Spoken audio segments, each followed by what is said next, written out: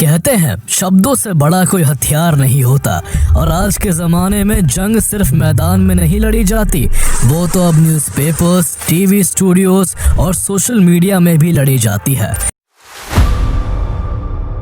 आजकल गोलियों से भी ज़्यादा घातक हेडलाइंस होती है, क्योंकि आज की दुनिया में सच्चाई से ज़्यादा असर इस बात का होता है कि मीडिया क्या कह रहा है। कई बार एक गलत या अधूरी हेडलाइन एक पूरी कहानी का नैरेटिव बदल देती है और जब ये हेडलाइंस ग्लोबल मीडिया से निकलती है तो उनका असर सीमाओं से कहीं ज़्यादा दूर तक जाता है।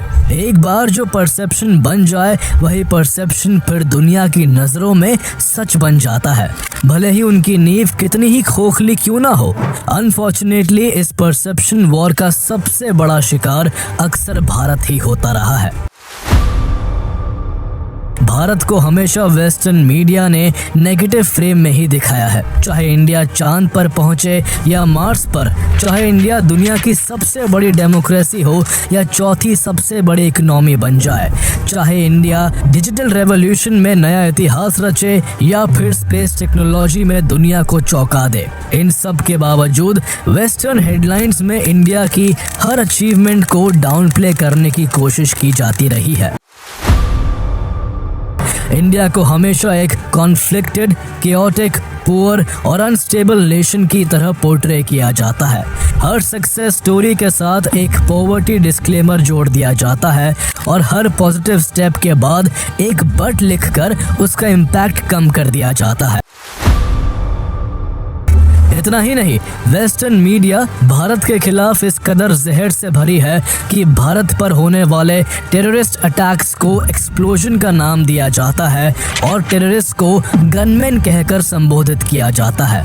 जब इंडिया रिटेलिएशन करते हुए आतंकवाद के खिलाफ कोई मिलिट्री ऑपरेशन करता है तब और भी बड़े लेवल पर भारत के खिलाफ फेक प्रोपेगेंडा फैलाया जाता है। तो आइए आज की इस वीडियो में वेस्टर्न मीडिया की इस हिपोक्रेसी से पर्दा उठाते हैं और जानते हैं कि आखिर क्यों वेस्टर्न मीडिया भारत को बार बार टारगेट करता रहता है, क्यों इंडिया को लेकर हमेशा वेस्ट में कंट्रोवर्सी हेडलाइंस छपती है और कैसे ये सब कुछ किसी आइसोलेटेड इंसिडेंट का नतीजा नहीं बल्कि एक वेल कैलकुलेटेड नैरेटिव स्ट्रेटेजी का हिस्सा है।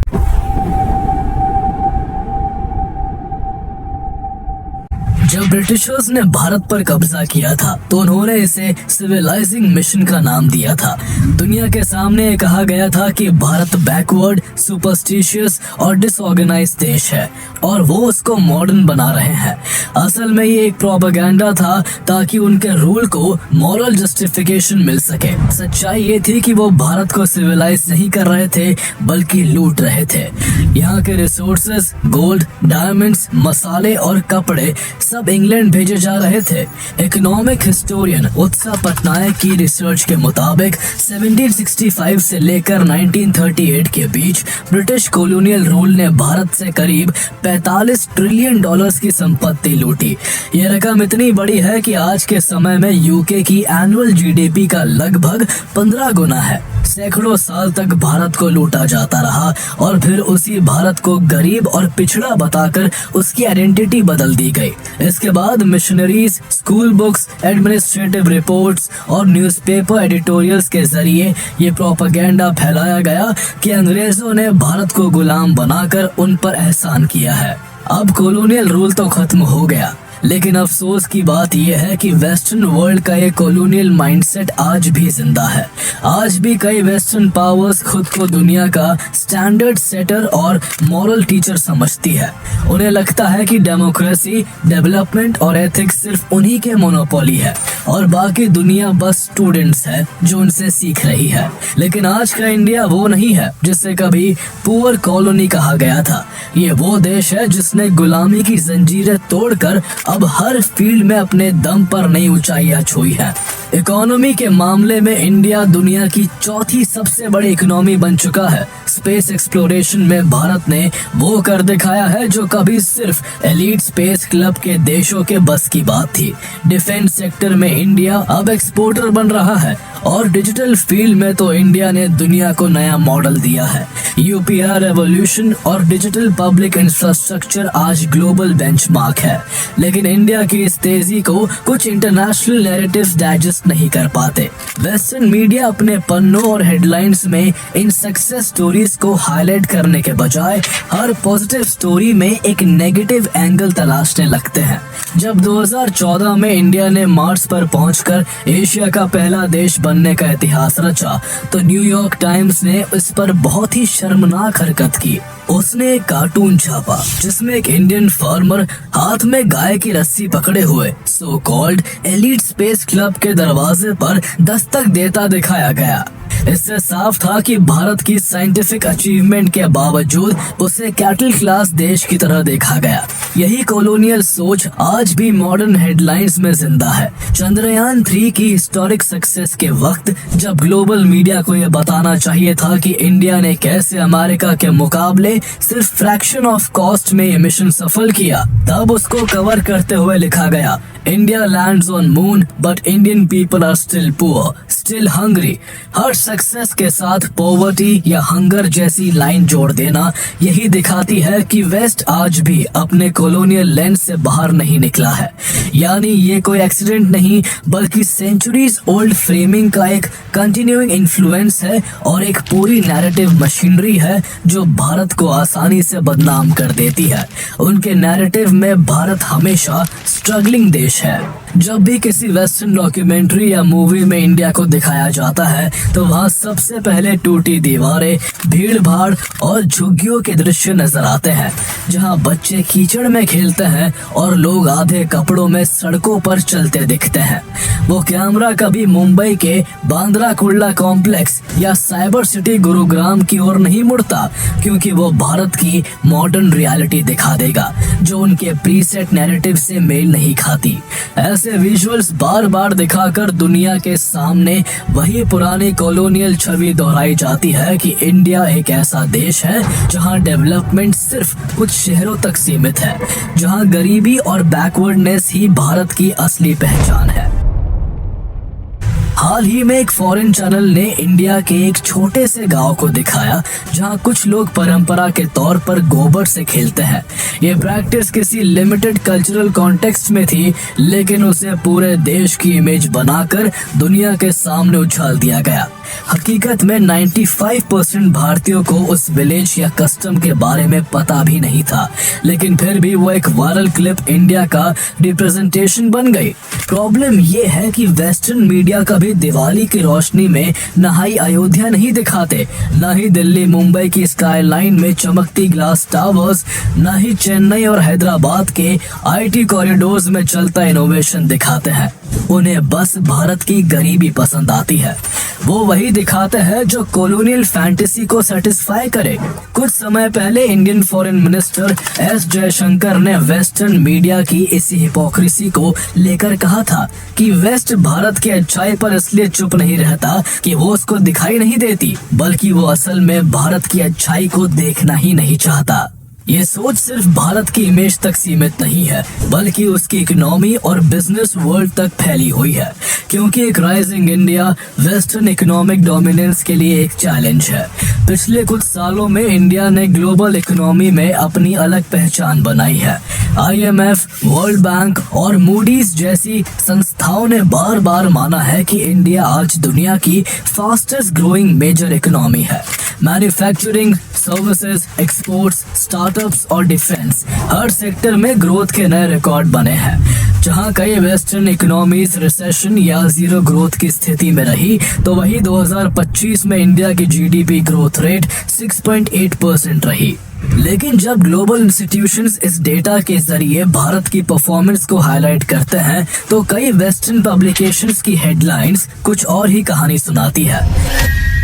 वेस्टर्न हेडलाइंस अक्सर India's growth is unsustainable, India's economy is slowing, unemployment crisis, debt trap fears जैसी झूठी खबरें दिखाती है। यानी जब डेटा कहता है इंडिया राइज कर रहा है, तो हेडलाइंस कहती है इंडिया सरवाइव कर रहा है। ये नैरेटिव सिर्फ देश की इकोनॉमी तक नहीं रुकता। जब कोई इंडियन कंपनी ग्लोबल लेवल पर कदम बढ़ाती है तो वही मीडिया जो वेस्टर्न कॉर्पोरेट्स की मोनोपोली को सेलिब्रेट करता है, इंडियन कॉर्पोरेट्स पर स्क्रूटिनी और सस्पिशन की लेंस लगा देता है। भारत के बिजनेस हाउसेस अब एनर्जी, टेक, इंफ्रा और रिटेल सेक्टर्स में ग्लोबल कंपटीशन को चुनौती दे रहे हैं। टाटा ग्रुप, रिलायंस, इन्फोसिस, अडानी ग्रुप, इन सब ने इंटरनेशनल मार्केट्स में अपनी मजबूत प्रेजेंस दर्ज कराई है। लेकिन जैसे ही कोई इंडियन एंटरप्राइज बड़ा होता है तो वेस्टर्न मीडिया में उनके खिलाफ अचानक क्रिटिकल ट्रैक्शन बढ़ जाता है और वो उसे टू पॉलिटिकल या टू रिस्की बताने लगते हैं। दिलचस्प बात यह है कि उनकी कंट्रोवर्शियल हेडलाइंस की टाइमिंग हमेशा गजब की होती है। ये ऐसे वक्त पर होता है जब देश के अंदर कोई बड़ा पॉलिटिकल या इकोनॉमिक इवेंट चल रहा हो। कुछ ऐसा ही 25 अक्टूबर 2025 को हुआ जब बिहार असेंबली इलेक्शंस और पार्लियामेंट के विंटर सेशन से ठीक पहले अमेरिका के अखबार द वॉशिंगटन पोस्ट ने एक रिपोर्ट पब्लिश की। इस रिपोर्ट में एलिगेशन लगाए गए कि गवर्नमेंट ऑफ इंडिया ने life insurance corporation of India LIC पर दबाव डालकर अडानी ग्रुप में लगभग 33,000 करोड़ रुपए इन्वेस्ट करवाए और LIC ने ऐसा करके एक्सेसिव रिस्क लिया। लेकिन जब इस रिपोर्ट की परतें खोली गई तो वॉशिंगटन पोस्ट के ज्यादातर दावे फैक्ट्स और वेरीफाइड सोर्सेज से मेल ही नहीं खाते थे। LIC ने तुरंत एक ऑफिशियल स्टेटमेंट जारी करते हुए रिपोर्ट को फॉल्स एंड बेसलेस बताया। LIC ने साफ कहा कि उसके सारे इन्वेस्टमेंट डिसीजंस इंडिपेंडेंट है और पूरी तरह IRDAI रेगुलेशंस के तहत लिए जाते हैं और इसमें किसी भी स्तर पर सरकार का कोई हस्तक्षेप नहीं होता। LIC के फॉर्मर चेयरमैन सिद्धार्थ मोहंती ने भी वॉशिंगटन पोस्ट की इस रिपोर्ट को मिसलीडिंग बताया और उनसे अपना अनवेरिफाइड कंटेंट विड्रॉ करने को कहा।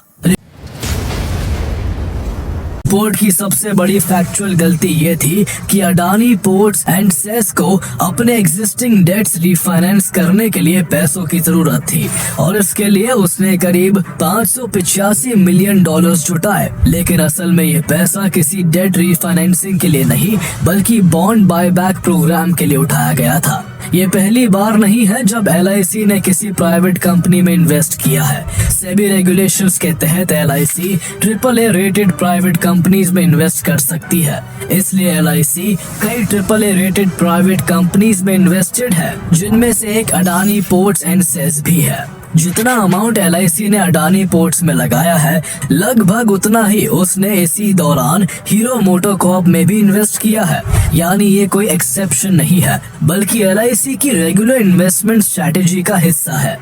LIC को इस इन्वेस्टमेंट पर 15 ईयर गवर्नमेंट सिक्योरिटी बॉन्ड की तुलना में 1.26% हायर यील्ड मिल रही है और करीब 950 करोड़ रुपए का एक्स्ट्रा प्रॉफिट होने वाला है।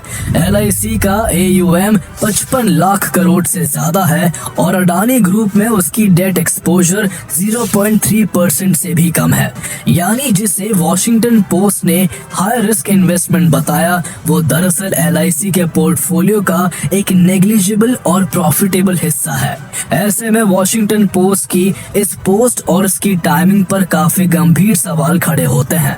फॉरेन मीडिया की रिपोर्टिंग में अक्सर यही पैटर्न देखने को मिलता है, जहां हेडलाइन बहुत शार्प होती है पर अंदर के फैक्ट्स कमजोर और कॉन्टेक्स्टलेस होते हैं।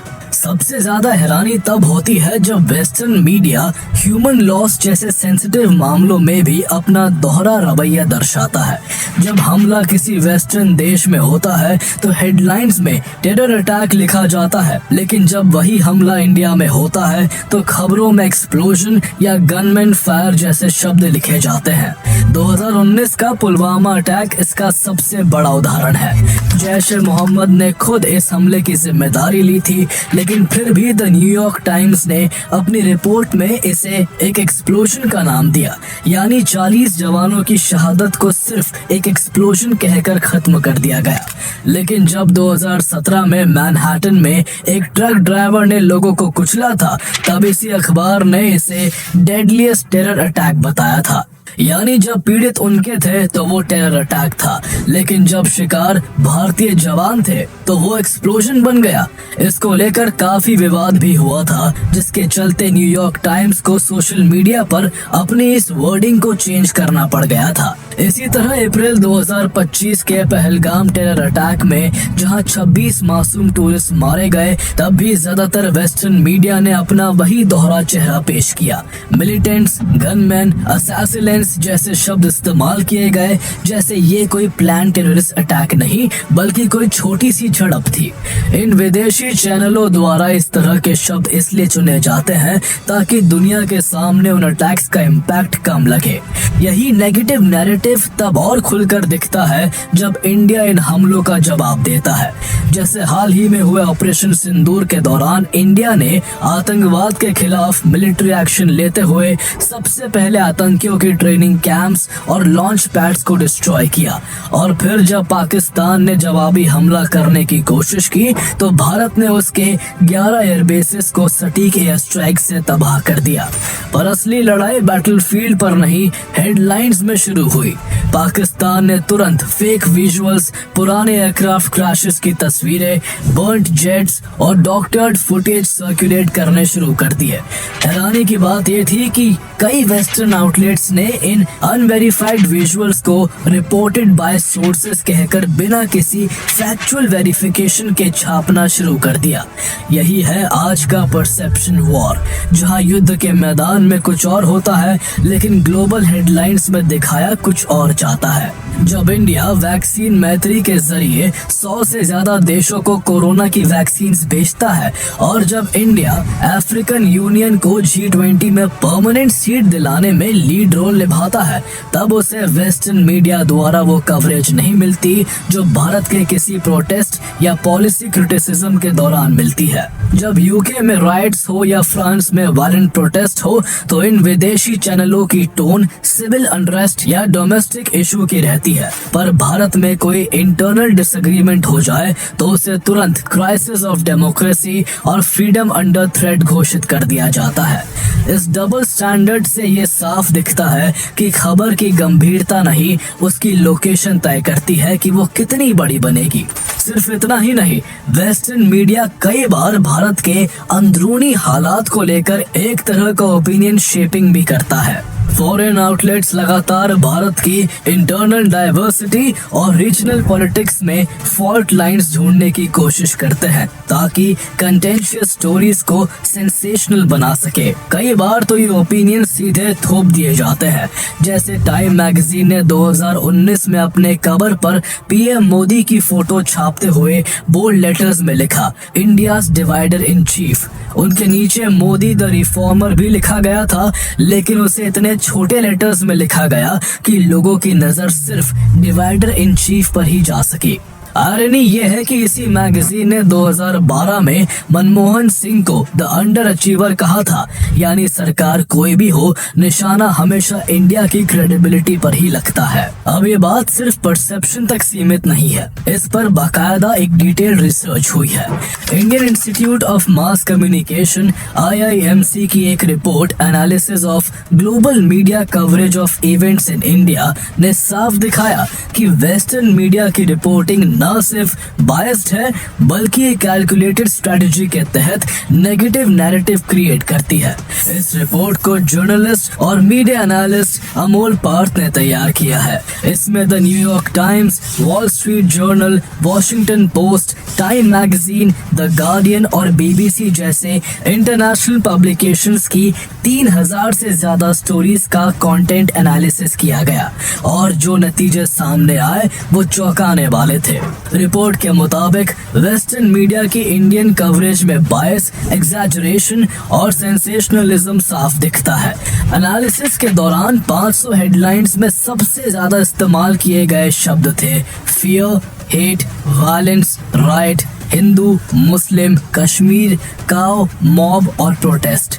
यानी वेस्टर्न मीडिया का एजेंडा साफ है, उसको इंडिया को हमेशा कॉन्फ्लिक्ट, रिलीजन और अनरेस्ट के लेंस से दिखाना है। रिपोर्ट ने यह भी बताया कि ऐसी फियर ड्रिवन कवरेज से इन मीडिया हाउसेस का भारत में रीडरशिप बेस कई गुना बड़ा है, क्योंकि इंडिया आज इंग्लिश डिजिटल रीडरशिप में दुनिया का तीसरा सबसे बड़ा बाजार बन चुका है।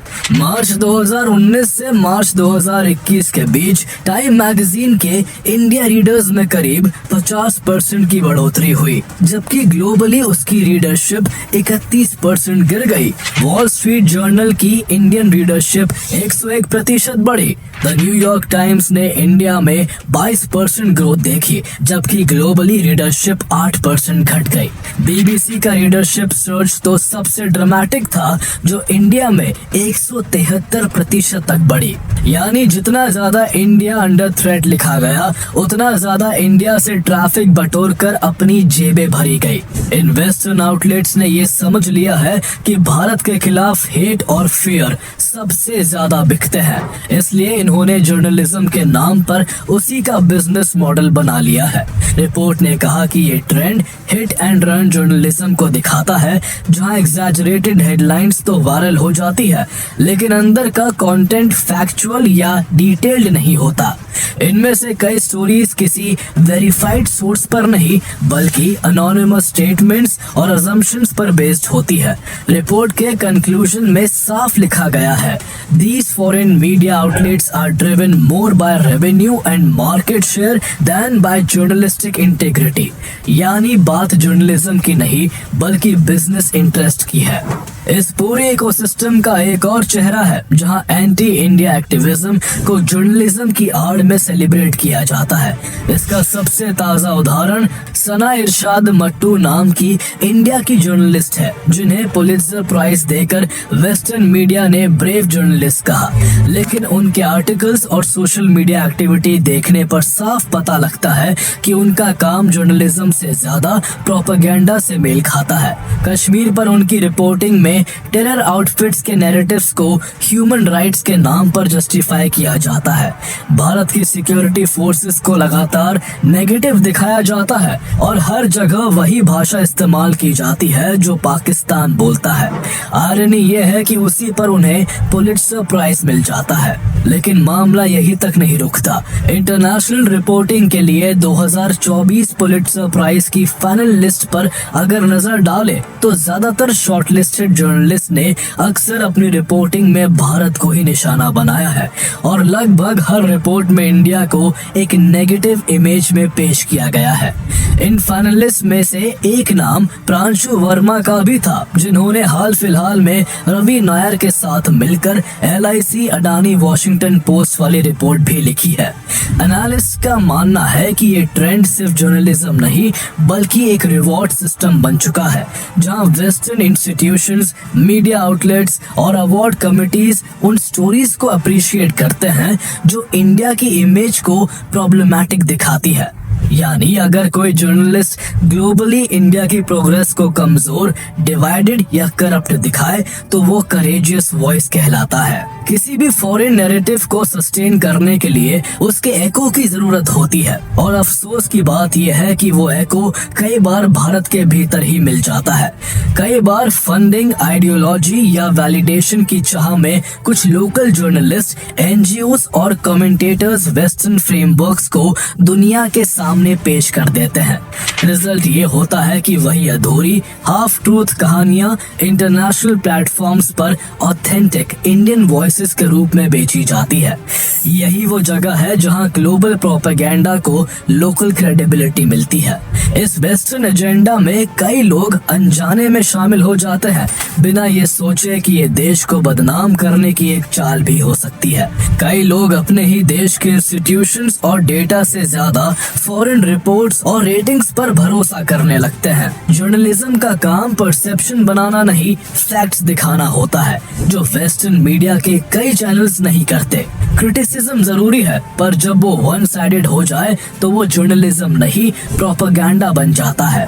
वेस्टर्न मीडिया जब इंडिया को जज करती है तो सवाल ये है कि क्या वो वही लेंस खुद पर भी लगाती है? क्या वो अपनी कॉलोनियल पास के अत्याचारों पर भी उतनी ही हेडलाइंस बनाती है? क्या वो अपने इंटरनल रेसिज्म, सोशल डिविजन्स और रेफ्यूजी क्राइसिस पर भी डेमोक्रेसी इन डेंजर लिखती है? इंडिया एक ऐसा देश है जहां धर्म, संस्कृति, भाषा और एथिक्स में इतनी डाइवर्सिटी है कि हर राज्य अपने आप में एक दुनिया है, और फिर भी सिर्फ 77 साल में ये देश कॉलोनियल पॉवर्टी से निकलकर वर्ल्ड्स 4th लार्जेस्ट इकोनॉमी बन चुका है। और शायद यही चीज वेस्ट को चुभती है, क्योंकि ये वही भारत है जिसे वेस्ट कभी लैंड ऑफ स्नेक चार्मर्स कहकर मॉक्ड किया करता था। इसलिए अब जब वो भारत की डेवलपमेंट की बात करते हैं तो उसके साथ हमेशा कोई स्ट्रेंज डिस्क्लेमर जोड़ देते हैं। ऐसे में हमको ये सोचना छोड़ देना चाहिए कि वेस्टर्न मीडिया हमारे बारे में क्या लिखती है, क्योंकि कोई कितना भी प्रोपेगेंडा फैला ले, सच्चाई को कभी नहीं हराया जा सकता। और सच ये है कि वो दौर चला गया जब हमारी पहचान किसी और की हेडलाइंस तय करती थी। ये वो सच्चाई है जिसे कोई प्रोपेगेंडा बदल नहीं सकता।